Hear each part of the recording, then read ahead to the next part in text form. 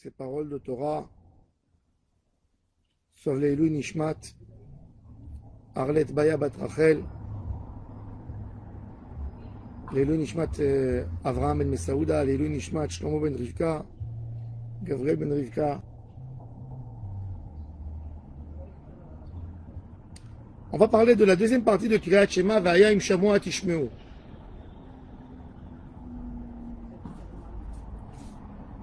Cette paracha de Vaya Im Shamoa Tishmeu, elle est partagée en trois parties.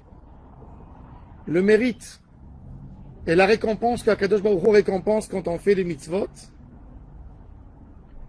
La punition quand on ne fera pas les mitzvot, Chas v'Shalom, et décrire c'est quoi l'exil. Ça, c'est la deuxième partie du schéma. La Gemara, elle le dit très clair. La Gemara, elle dit le premier paragraphe, c'est Kabbalat ol Malchut Shamayim. Deuxième, c'est Ol Mitzvot. Et troisième, c'est la mitzvah elle-même, de parler du tzitzit. Ve'aya im shamoa tishmeu el mitzvotai. Le Malbim nous fait en hébreu la distinction entre un langage de Ve'aya et Vayehi. En hébreu, quand on veut dire quelque chose au passé, on dit Haya, il s'est passé. Quand tu veux prendre le passé et le rendre futur, tu ajoutes un Vav. Ve'aya, ça deviendra du futur. Il était Haya au passé, tu lui ajoutes le Vav, il devient au futur. Contrairement à Yehi. Yehi, c'est au futur. Vayomer Elohim Yehi Or. Et quand je lui ajoute un Vav, je le prends du futur et je le rends passé. C'est-à-dire, Haya, le Vav va le prendre du passé, va le rendre futur. Et le Yehi, le Vav, il va le prendre de futur, il va le rendre passé. C'est-à-dire, ça veut exprimer deux situations de l'homme. Il y a une situation difficile dans la vie qu'on aimerait qu'elle passe déjà. On n'a pas envie de rester affronter ce problème. On veut qu'il soit déjà derrière nous. C'est Yehi, c'est un langage de tristesse. C'est pour ça que toujours Va Yehi, c'est toujours un langage de tristesse dans la Torah. Ve'aya, c'est que je veux prendre le passé et je veux le continuer au futur. C'est un langage de joie. Je suis tellement content de mon passé que je veux que ça continue. Et Ve'aya im shamoa tishmeu. Langage de joie. Et pourquoi la joie? Parce que contrairement à toutes les religions monothéistes qui promettent à leurs fidèles une récompense dans un monde futur, la Torah, elle parle pratiquement pas du monde futur. Elle parle un peu, mais pas beaucoup. Elle parle de ce monde. Elle veut surtout qu'on ait un guide de vie dans ce monde. Et c'est pour ça qu'on ne décrit pas Olam Haba. Le Olam Haba, c'est un monde de récompense. Et la Torah, elle voit l'idéal, la vie d'un homme dans l'activité et pas dans la récompense.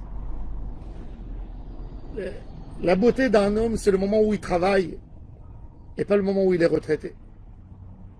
Ça peut être aussi un bon moment. Mais retraité, t'es pas actif.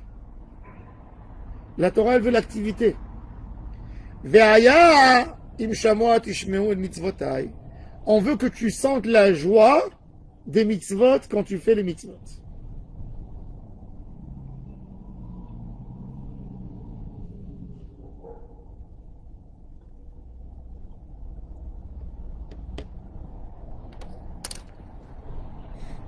D'une manière générale, Akadosh Baruch Hu nous montre que les mauvaises choses qui se passent dans le monde, c'est pas, on n'a pas besoin d'arriver à dire à une émouna, regarde ce qui se passe.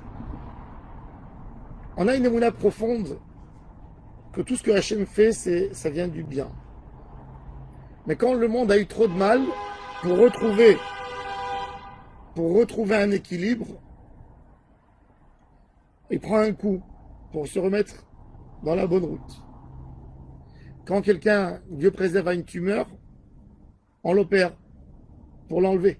Ça fait mal. Plus mal que ce que l'homme sent quand il a la tumeur. Parce que la douleur de la tumeur, elle est moins douloureuse que d'ouvrir, d'opérer, mais on enlève. Et ça, exactement ça, le monde de lui-même veut enlever le mal qu'il a. On ne sait pas comment ça se prononce. Pourquoi c'est des tzadikim qui payent sur les autres. On est incapable, nous, comme hommes, comme en étant être humain, d'arriver là pour dire, si ce n'est pas un prophète qui dirait ça au nom d'Hachem, nous n'avons pas le droit de mettre la main. On peut se réveiller, oui. Sentir notre culpabilité, oui. Mais pas mettre le doigt, dire ça qui a causé à ça. Mais en tous les cas, d'une manière générale, quand Israël fait la volonté d'Hachem, le monde baigne dans l'abondance.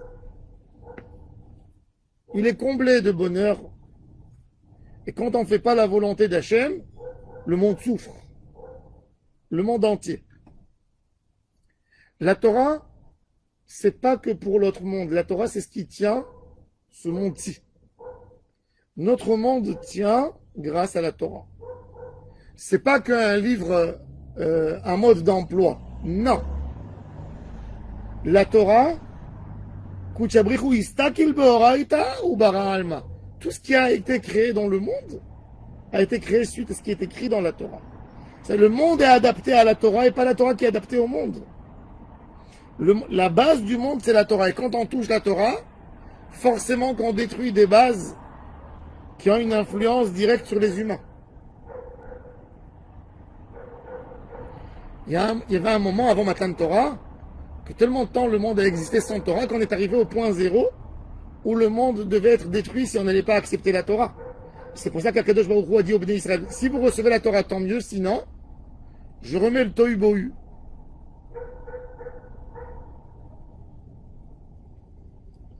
והיה אם שמוע תשמעו אל מצוותיי אשר אנוכי מצווה אתכם היום. Rashi nous dit מצווה אתכם היום.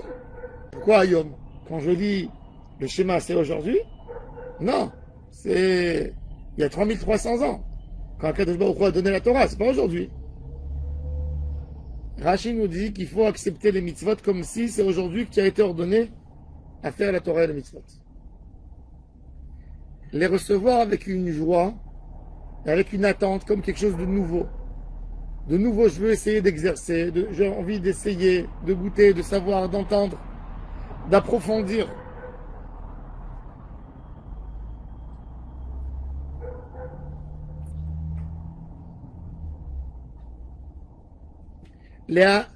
Faire les mitzvot comme si on les a reçus aujourd'hui. Et après quoi?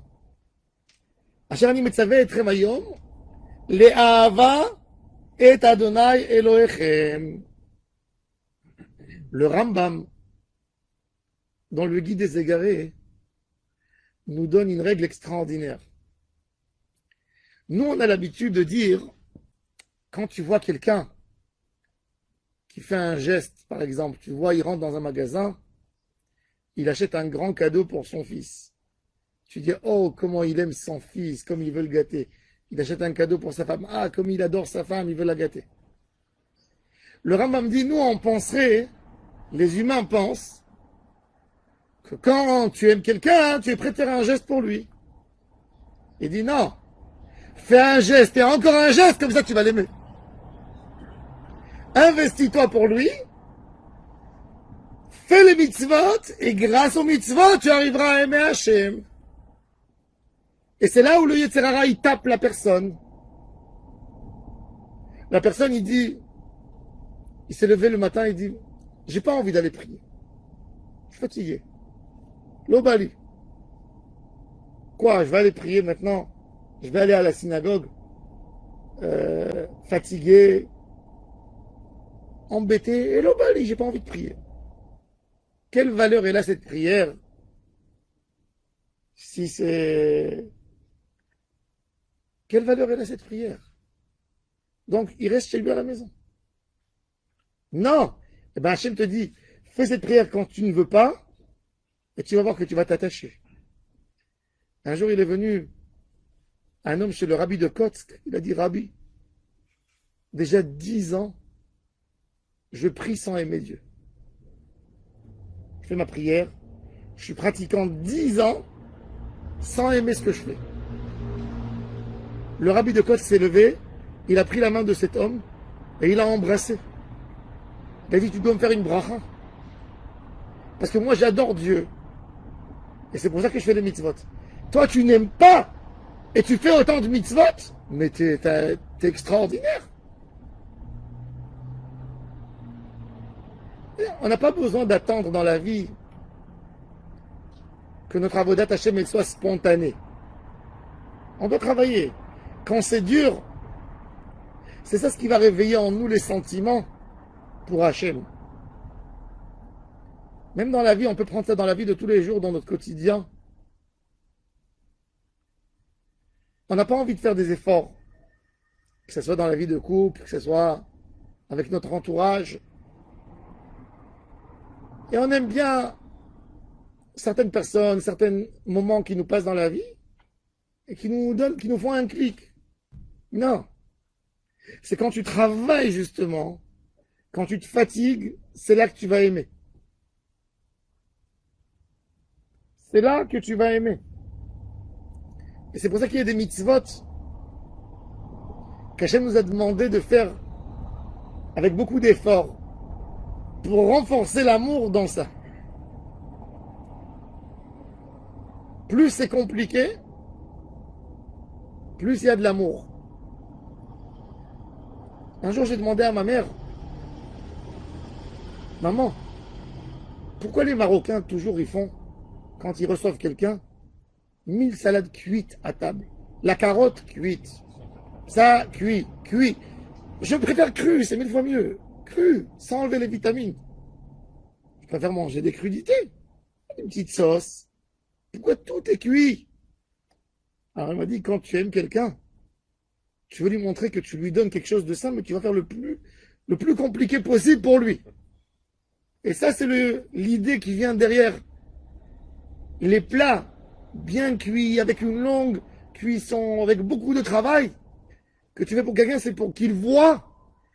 C'est pas la question du goût, c'est la question qu'il voit le travail que tu es prêt de consacrer pour lui. Ça, c'est la beauté du plat qui a été travaillé. Eh bien, chez Akadosh Baruch Hu, plus tu vas travailler dans la Avodat Hashem, plus tu vas aimer Hashem. Ça va réveiller en toi des sentiments. C'est simple comme tout. Un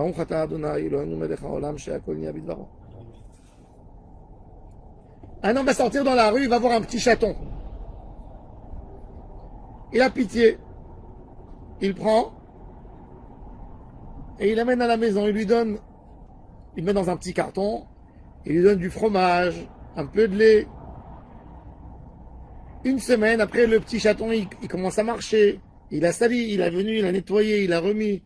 Il lui a mis une petite couverture pour qu'il salit moins. Va lui dire après 2 semaines, prends ce chat, jette-le dans la rue. Impossible. Pourquoi? Parce qu'il a investi. Parce qu'il a fait un travail.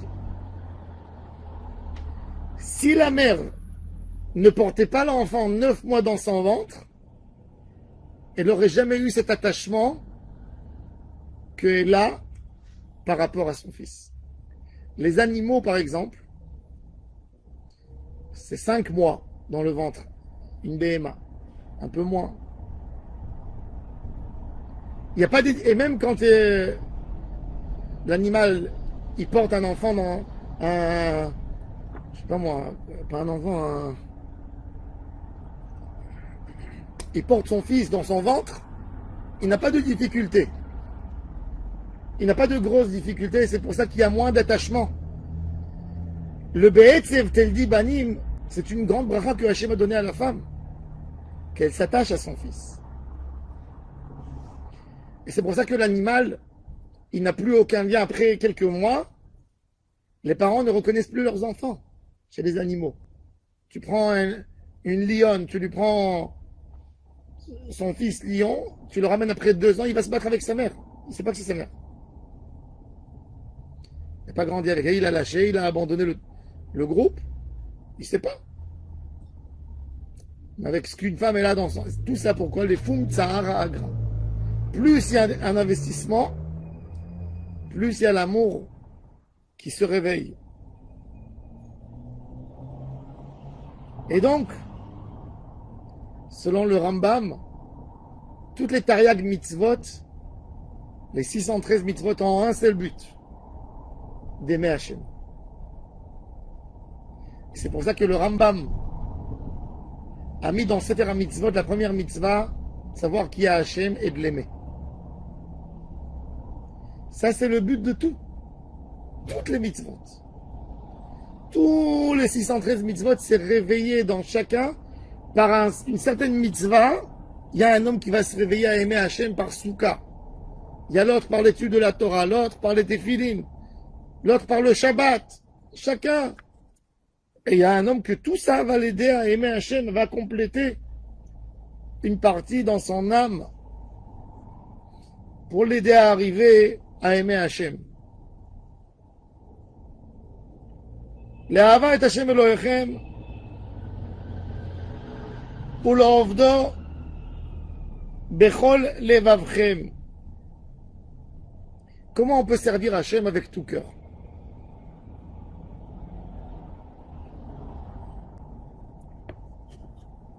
La Gemara elle dit que le chien s'appelle chien en hébreu Kelev. Kulo lev. Il donne tout son cœur pour son maître. Il va mourir pour son maître. C'est naturel pour lui. C'est sa nature. Un chien qui ne fera pas ça, il a un problème. Il faut aller chez le vétérinaire pour poser la question pourquoi il n'a pas fait. Kulolev. Il donne son cœur entièrement à son maître. Akadosh Baruch Hu nous demande la avodat Hashem, la avat Hashem Elohechem ul ovdo, le moment au moins où tu sers Hashem, bechol levavram, bechol levavram. Aimer bechol alev, c'est de ne pas faire un tri. C'est à quel point j'aime Hashem. J'aime Hashem jusqu'à mon assiette, jusqu'à mes envies, ou l'aimer entièrement. Quelqu'un, quand il aime Hachem, on peut oublier des fois. Quand on fait une avéra, on oublie. Il y a une tentation, on a oublié qu'il y a Hachem. Mais l'amour, elle est censée réveiller chez nous quelque chose de tellement puissant qu'à la dernière minute, il peut nous éloigner de n'importe quelle avéra que par l'amour d'Hachem.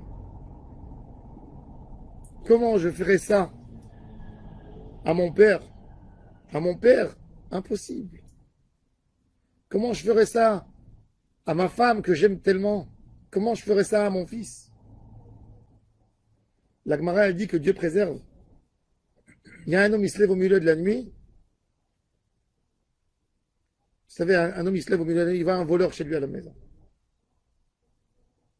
Après la loi de la Torah, il a le droit de prendre une arme et de lui tirer dessus. Pas tout de suite dans la tête, mais dans les pieds. Et même s'il meurt, il meurt. Pourquoi? Parce qu'on te dit, un homme n'est pas censé ne pas défendre son argent. Et plus que tu vas défendre ton argent, et le voleur, quand il vient avec l'idée que si la personne va se mettre contre lui, il va essayer absolument de lui prendre. Même au prix qu'il doit le tuer.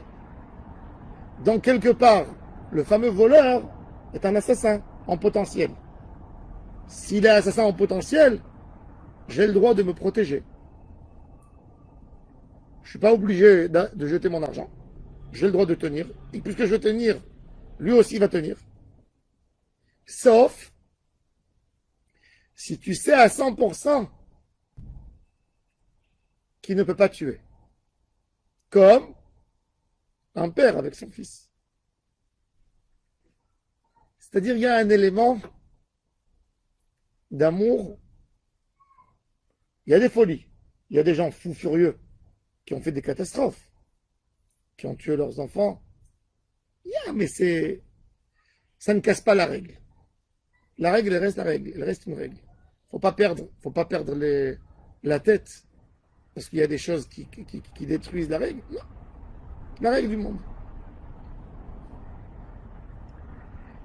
Quand tu aimes Hachem, tu dois arriver à un niveau que si tu es conscient de l'amour d'Hachem, tu te prives de plusieurs choses. Bon, peut-être au moment même, tu étais tellement dans l'idée que tu as oublié, mais dès que tu as cette idée qui vient, tu abandonnes. Comme Yosef Hatzadik. Yosef Hatzadik, il racontait dans le Midrash qu'il en a eu marre de l'histoire avec la femme de Potiphar. Tous les jours, elle venait, elle le menaçait.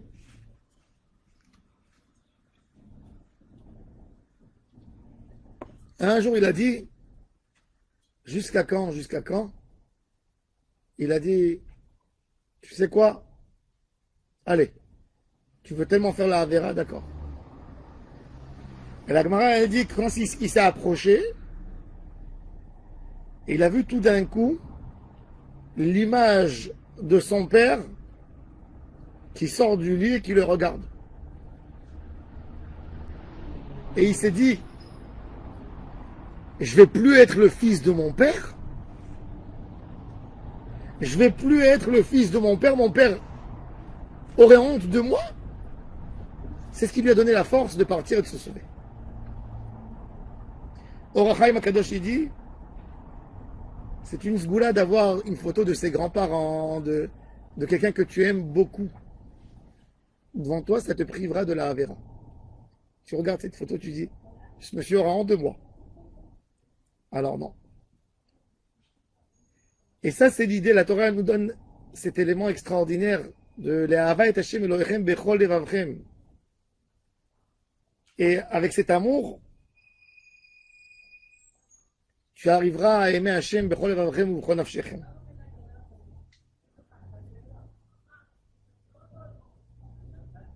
Et Akadosh Baruch Hu, qu'est-ce qu'il fait? Quand tu aimes, tu réveilles l'amour chez l'autre. Il y a un grand secret dans l'amour, un secret extraordinaire. Shlomo HaMelech dit, Kamaim panim la panim, ken leva adam la adam. Quand un homme il se regarde son visage dans l'eau,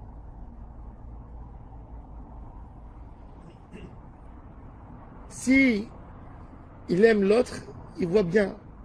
Un cheval, quand il rentre dans l'eau, il est tellement jaloux de l'autre cheval, qu'est-ce qu'il fait tout de suite avec ses pieds? Il secoue. Il ne veut pas voir l'autre, il veut tuer l'autre, il veut l'enlever. Il fait de la boue, sinon il ne peut pas boire. De la même manière que quand toi tu t'approches dans l'eau, deux gouttes d'eau, elles se ressemblent, ainsi les cœurs. Il y a beaucoup de noms à ça, télépathie, ce que vous voulez, vous pouvez appeler ça comme vous voulez. Mais il y a un travail qui se fait au niveau de la neshama. De regarder quelqu'un et de dire, je l'aime.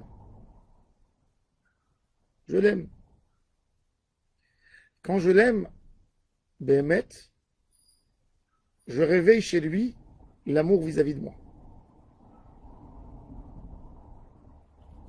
Je ne sais pas si je vous ai raconté. Avant, j'avais pas de voiture. Je faisais du stop pour venir, pour aller. J'habite dans un endroit où il n'y a pas de bus le matin, c'est pas évident. Voilà, je faisais du stop à 5h30 du matin, 6h moins quart. Et il y avait une dame, elle m'arrêtait de temps en temps. Elle disait chaque fois, donne-moi un Dvar Torah, une femme d'un certain âge. Un jour, elle m'a dit, tu es rabbin, peut-être tu peux m'aider. Elle me dit, j'ai un enfant à la maison. Il est turbulent comme tu ne peux pas t'imaginer. Il m'insulte. Il me bouscule. Insupportable. qu'est-ce qu'on peut faire avec un enfant comme ça?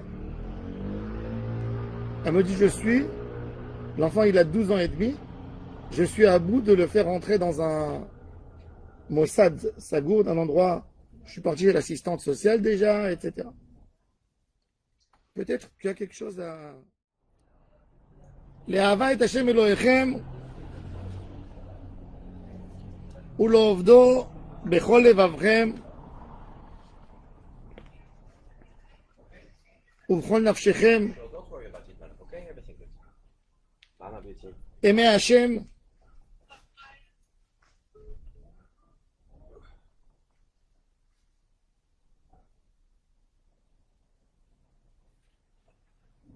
et Akadosh Baruch Hu lui-même nous rend. Alors je racontais que la maman, elle me disait que son fils il est très dur. Je lui ai posé la question, quand tu as embrassé ton fils la dernière fois? Quand je lui ai dit ça, elle s'est mise à pleurer. Elle m'a dit, depuis l'âge de 8 ans, je ne l'ai pas embrassé. Je ne suis pas capable. Elle me dit, il est tellement dur, je ne peux pas l'embrasser. Je lui ai dit, essaye d'aller l'embrasser. Elle me dit, je ne suis pas possible. Impossible. En plus, l'enfant, il va me repousser, il va me bousculer, il va me dire, il n'aime pas.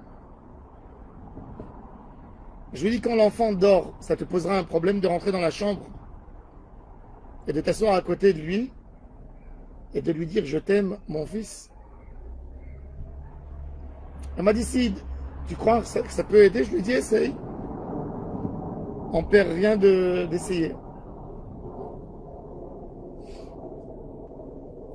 Après quelques jours, le matin, je sors de chez moi de la maison. À 6 heures du matin, je la vois, elle attend. Elle m'attend à l'entrée de la maison. Elle m'a dit, je suis venu vous raconter. Elle me dit, il y a 2 jours, j'ai fait ce que vous m'avez dit. Et je me suis assis. Et je disais à mon fils, je t'aime. J'aurais tellement aimé pouvoir t'enlacer, t'embrasser, qu'il n'y ait pas cette haine entre toi et moi, que j'ai envie de te voir, je te languis. Et donc, quand elle parlait comme ça à côté de son fils, doucement, sans le réveiller, tout d'un coup, il y a des larmes qui coulent des yeux de l'enfant. Elle m'a dit, le lendemain, je suis parti au travail, je suis retourné à la maison. J'étais à la cuisine en train de faire le repas. Pour la première fois de ma vie, mon fils qui vient, qui m'enlace et qui met sa tête sur mon dos. Évidemment, elle s'est retournée, elle a embrassé son fils, elle s'est mise à pleurer. Elle a dit, des murailles entières sont tombées. Pourquoi? Parce qu'elle a réveillé chez elle l'amour vers son fils. L'enfant n'a rien entendu. Il dormait. Et ça lui est rentré dans son esprit.